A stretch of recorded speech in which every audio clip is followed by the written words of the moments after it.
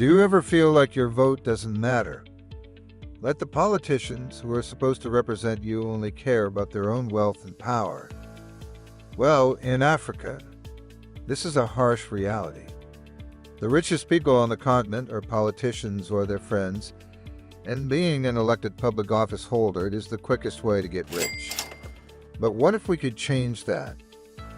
What if we could create a system where access to power doesn't equate to access to wealth?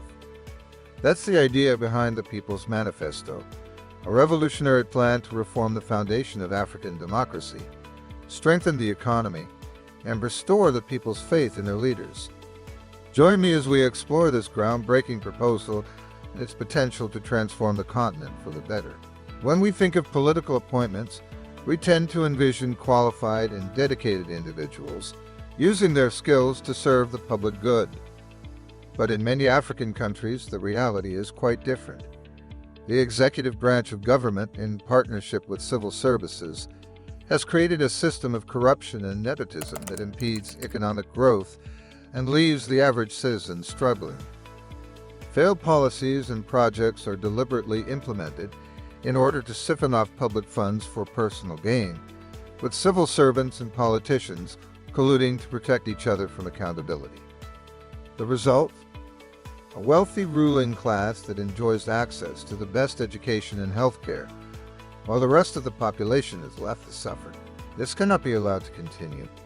It's time for the people to take back control and demand accountability from those who are supposed to be serving them. The People's Manifesto proposes a radical shift in power dynamics, putting the sovereignty of African countries firmly in the hands of their citizens.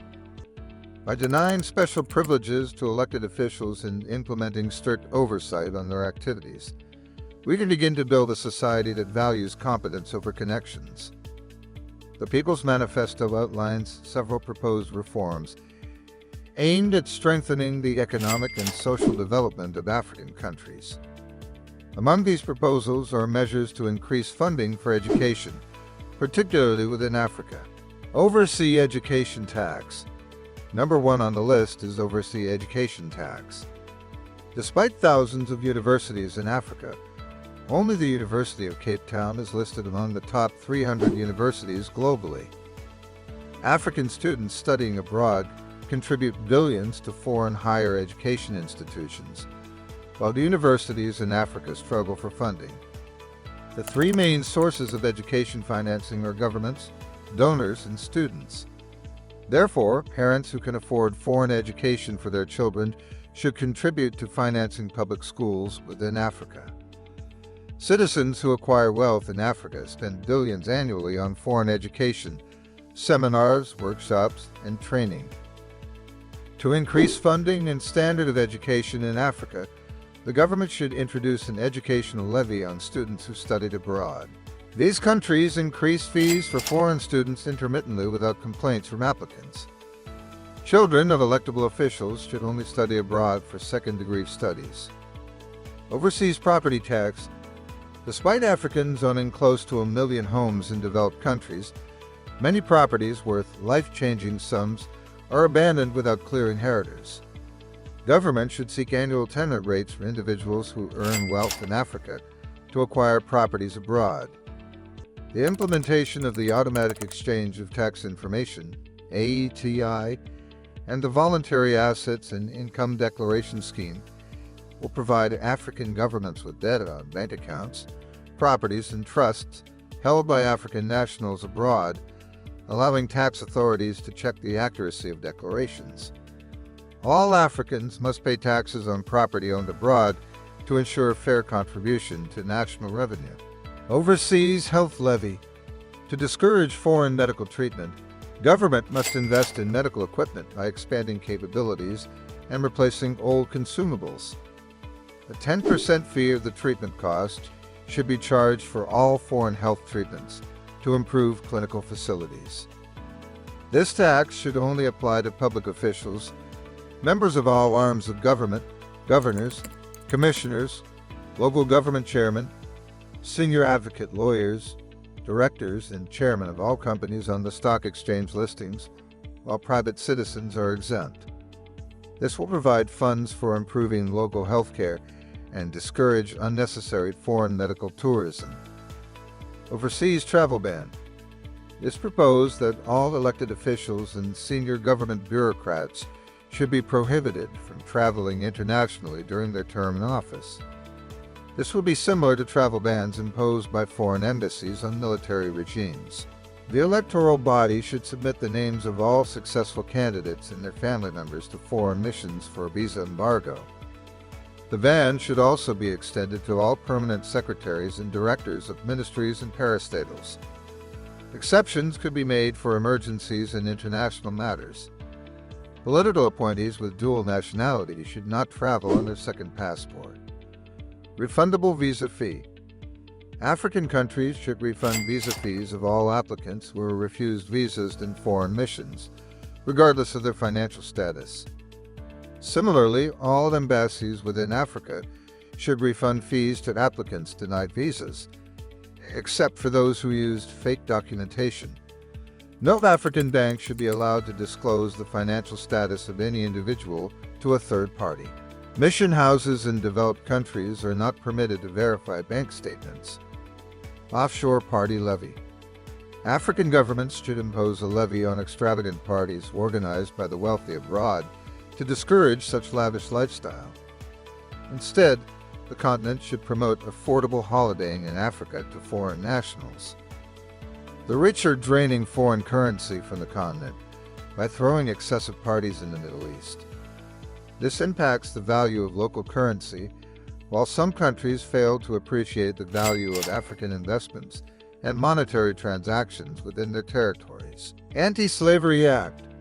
The political elite in Africa often use law enforcement agents to suppress and intimidate citizens who speak out against their misguided policies. This has led to the formation of killer squads that target intellectuals, journalists, and activists. Any form of assault or mistreatment against citizens should be strictly prohibited, and those found guilty should face a minimum of 1 year imprisonment. Police and military personnel who harass, disrespect, or harm any African will also face jail time. It's been over 500 years of brutality, injustice, and false accusations against Africans by local and foreign security personnel. Torture, physical assault, mob justice, or any form of humiliation among citizens should also be considered a serious crime. Atonement for the continent. Africa should include people of African descent in the Americas in its executive government and offer them the right to stay indefinitely. All African countries should unify the black race, revive Kwame Nkrumah's vision, and commemorate it with the Abode Law. Abolish office of First Lady. The political position of the First Lady should be abolished due to its extravagance and lack of value for African women and citizens. It is an unnecessary office that adds to public expenditure. Change name of head of government. Leaders should prioritize improving the lives of their people rather than being referred to with titles such as His Excellency or Honorable. African countries should use the title Chief Servant instead of President or Prime Minister. All public officials should be considered civil servants, and the head of government should be called the Chief Servant, with the deputy being the Servant Master. Country name change. African countries should change their names if they still bear their pre-independence names, as these names may be associated with individuals who have blood on their hands. For instance, Nigeria was named by Mr. Luggard, who was responsible for the deaths of thousands across Africa and India. Any act prohibiting name changes should be annulled, and a new name like United Tribe could be adopted. Proscribe Independent Day celebration. Celebrating Independence Day is dishonorable as it glorifies the era of colonization and slavery, which were characterized by killing, stealing, and destruction. The continent remains doomed to every year independence is celebrated. Thankfulness is not necessary for gaining back what should never have been taken. The British, who colonized many African countries, do not celebrate Independence Day. African monarchies' autonomy. African monarchies should be free from political interference, with no arm of government having the power to install or remove any royal father. State governments should arrange for compulsory wage structures for monarchs, while the constituents should financially sustain them. Monarchs must not receive priority for loans, contracts, scholarships for their children, or oil well ownership. Independent candidates only. Only independent candidates should be eligible for local government elections. Grassroots politicians should control their constituents to hasten development, integration, and security, encouraging residents with a genuine interest in the inhabitants. Promoting local currency. Transactions within the continent must use local currency, and Africa should outlaw mentioning any figure in foreign currency on media. All foreign transactions documented in foreign currencies must be announced in local currency denomination. Weekly activity reports. Economic sabotage hinders the continent's economic growth. Special security forces must scrutinize the activities of public office holders' friends, associates, religious affiliates, business associates, and foreign contacts. The people should be aware of the activities of those in authority and who they associate with. Wage restructure of politicians. Elected officials must live modest to curtail the prohibitive cost of governance. Politicians must not earn more than a university professor. In a country where 133 million citizens live in abject poverty, Nigeria's senators are among the highest paid legislators in the world, second only to the Singaporean legislators. Electoral Commission application form update. Candidates seeking office must commit to the People's Manifesto on their electoral forms, including not sending their children for overseas education except for second-degree studies, not earning more than professors, not traveling outside the country during their tenure, writing a speech detailing the punishment they should receive if found corrupt while in service, agreeing to share details of associates while in public service. However, the capacity of law enforcement agencies to effectively implement the People's Manifesto must be monitored. The police force has become a source of crime rather than a prevention of it.